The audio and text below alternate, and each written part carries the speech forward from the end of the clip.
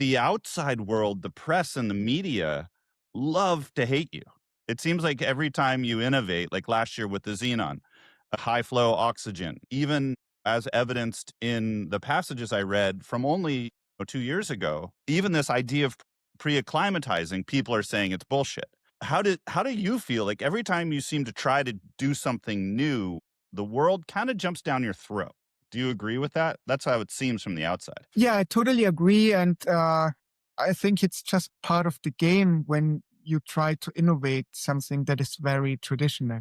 And climbing, alpinism is very traditional, especially in Europe, where the whole thing started somewhere in the 18th century. And it always comes down to an ethical discussion. What is climbing? What should climbing be? And then if we try to make climbing safer, it hits this question at the core, because one of the most important, identifications of climbers, alpinists, was the risk to die.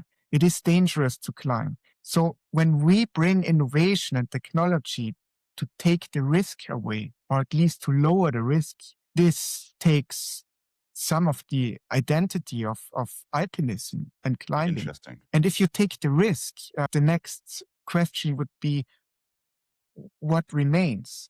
If there's no risk anymore, what is climbing then? Is it anything else than chess, frisbee, or whatever? There's nothing special on it anymore. Right. And I think this is why this discussion and the criticism always gets so emotional, and especially from a very traditional, hardcore climbing community that is triggering this discussion. And then, of course, all the media is jumping on this because Everest headlines sell. To some extent, the risk is what the clients are also purchasing. That's what that hedge fund manager that's going back to New York is going to brag about, is that they face the risk and they survive. And that's also a point.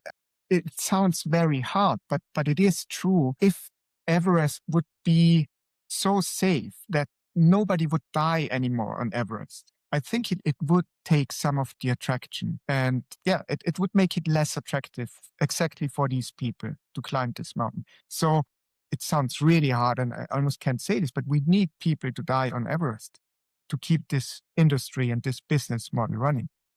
But they shouldn't be our clients.